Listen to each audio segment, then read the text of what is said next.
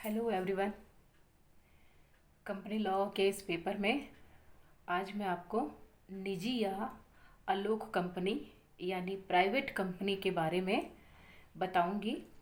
निजी कंपनी क्या होती है, इस पे किस तरह के रेस्ट्रिक्शंस हैं, क्या निषेध यानी प्रोहिबिशन लगाए गए हैं, या इसकी मिनिमम नंबर ऑफ मेंबर क्या है, मैक्सिमम नंबर ऑफ मेंबर कितने हो सकते हैं, इसके साथ साथ इसकी कौन कौन सी कैरेक्टरिस्टिक्स होती हैं उसके बारे में बात करेंगे। प्राइवेट सेक्टर अपने आप में एक इम्पॉर्टेंस रखता है।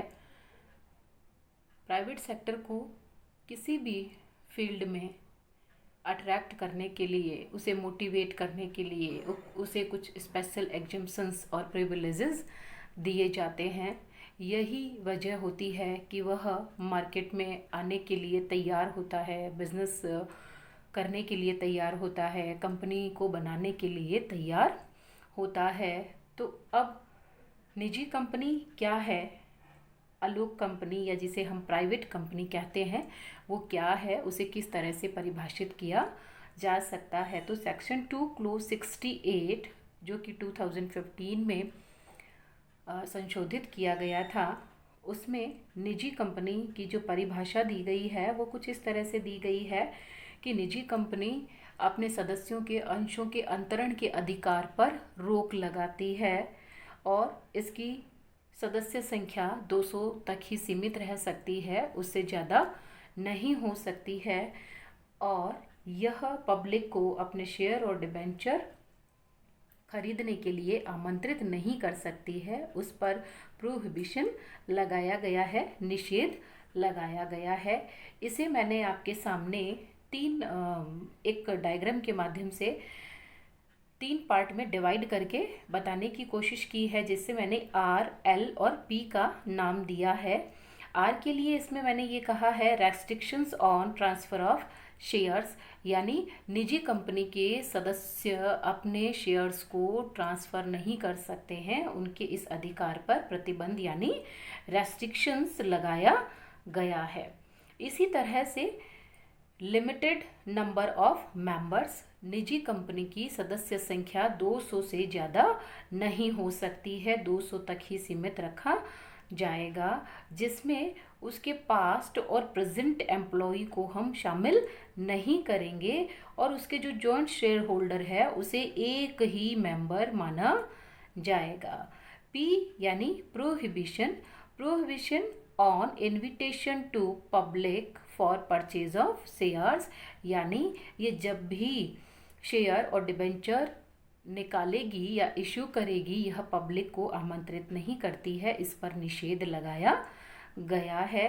तो ओवरऑल यदि हम इस आर, एल और पी को देखें तो एक प्राइवेट कंपनी को हम इस तरह से परिभाषित कर सकते हैं कि प्राइवेट कंपनी एक ऐसी कंपनी है जिसके सदस्य अपने अंशों का हस्तांतरण इजीली नहीं कर सकते, उन पर रेस्ट्रिक्शंस लगाए गए हैं और उसकी सदस्य संख्या 200 तक ही सीमित रह सकती है, यानी maximum number of shares up to 200 ही रहेंगे।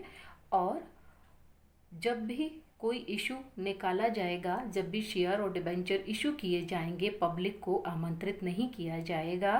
प्रोहिबिशन और invitation to public for purchase of shares, यानी निजी कंपनी के असहस्तांतरण पर प्रतिबंध है, सदस्य संख्या 200 तक सीमित रह सकती है और जनता को प्रतिभूति के क्रय के लिए आमंत्रित नहीं किया जाएगा। ये हम निजी कंपनी की डेफिनेशन में दे सकते हैं। डेफिनेशन के बाद अब हम निजी कंपनी की विशेषताओं के बारे में बात करेंगे। जैसा कि मैंने आपको कई बार बताया है कि जो डेफिनेशन हम रीड करते हैं, जो सेक्शन की डेफिनेशन हमारे पास होती है, लगभग जो कैरेक्टरिस्टिक्स होती हैं वो उसी में से निकल करके आती है। तो कंपनी की जो विशेषताएं हैं वो उसकी डेफिनेशन जो कि सेक्शन 2 क्लोज 68 में दी गई है, उसी के बेस पर हमने कुछ डेफिनेशंस यहाँ पर डिस्कस करने की कोशिश की है, जिसमें सबसे पहली जो कैरेक्टरिस्टिक्स है वो है restriction on the right to transfer share, अंश अंतरण पर प्रतिबंध। जैसा कि मैंने आपको अभी अभी बताया कि निजी कंपनी के जो मेंबर्स हैं वह अपने शेयर को इजीली ट्रांसफ़र नहीं कर सकते, उस पर प्रतिबंध लगाया गया है। Next restriction on number of member, सदस्यों की संख्या पर प्रतिबंध। निजी कंपनी में सदस्य संख्या 200 तक, मैक्सिमम जो नंबर ऑफ मेंबर्स है या जो अधिकतम सदस्य संख्या है उसे 200 तक सीमित रखा गया है, उससे ज़्यादा सदस्य संख्या नहीं रखी जा सकती है। नेक्स्ट है prohibition on invitation to subscribe shares and debenture, प्रतिभूतियों के अभिदान के लिए निमंत्रण पर निषेध। जब भी ये अपने शेयर और डिबेंचर इशू करेंगे ये पब्लिक को इनवाइट नहीं करेंगे, क्योंकि कंपनी अधिनियम से सेक्शन 2 क्लोज 68 में उन पर निषेध लगाया गया है, यानी प्रोहिबिशन अप्लाई किया गया है। नेक्स्ट पॉइंट है धन निक्षेप पर निषेध, prohibition on acceptance of deposits from public. जिस तरह से ये शेयर और डिबेंचर के लिए पब्लिक को इनवाइट नहीं करते हैं, ठीक उसी तरह से ये पब्लिक से किसी तरह की कोई डिपॉजिट नहीं ले सकते हैं, उस पर भी रेस्ट्रिक्शन लगाया गया है। नेक्स्ट पॉइंट है आर्टिकल्स यानी अंतर नियम। किसी भी प्राइवेट कंपनी को अपना इनकॉर्पोरेशन कराने के लिए अपने आर्टिकल्स बनाने पड़ते हैं, और उन आर्टिकल्स को बनाने के लिए जो भी रेस्ट्रिक्शंस और प्रोहिबिशंस कंपनी अधिनियम के अंतर्गत यानी अंडर कंपनीज एक्ट दिए गए हैं, उनको ध्यान में रखते हुए ही वह अपना आर्टिकल बना सकती है।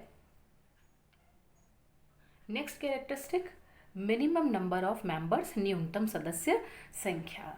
जैसे इसकी मैक्सिमम नंबर ऑफ मेंबर्स 200 तक हो सकती है, ठीक उसी तरह से यदि कोई व्यक्ति प्राइवेट कंपनी बनाना चाहते हैं या चाहता है तो न्यूनतम सदस्य संख्या 2 रहेगी। कम से कम 2 सदस्य किसी निजी कंपनी को बनाने के लिए आवश्यक है। लेकिन यदि कंपनी ओपीसी है, 1 पर्सन कंपनी है, तो वहाँ पर मिनिमम नंबर ऑफ मेंबर्स 1 चल सकता है, यानी एक व्यक्ति के होने से ही, एक सदस्य के होने से ही 1 पर्सन कंपनी का इनकॉर्पोरेशन हो सकता है।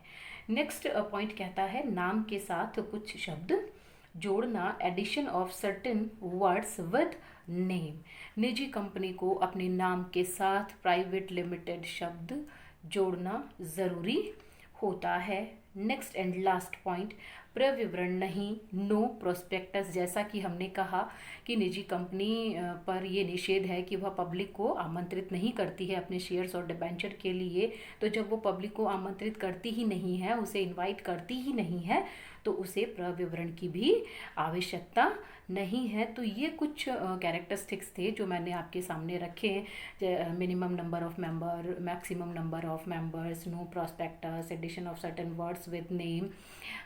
इसी तरह से ट्रांसफ़र पर जो रेस्ट्रिक्शंस है या पब्लिक को इनवाइट करने पर जो प्रोहिबिशन है उसके बारे में बात की। ये कैरेक्टरिस्टिक्स बहुत ज़्यादा इम्पॉर्टेंट है, क्योंकि इन्हीं कैरेक्टरिस्टिक्स के बेस पर हम निजी कंपनी को जो छूटें मिलती है या जो सुविधा मिलती है, जो प्रिविलेजेस और एग्जेम्पशंस उसको मिलते हैं, इसी के बेस पर हम उसे प्राप्त विशेषाधिकार और छूटों के बारे में बात करेंगे। तो विशेषाधिकार और छूटों के बारे में, privileges and exemptions of a private company के बारे में हम नेक्स्ट क्लास में डिस्कस करेंगे।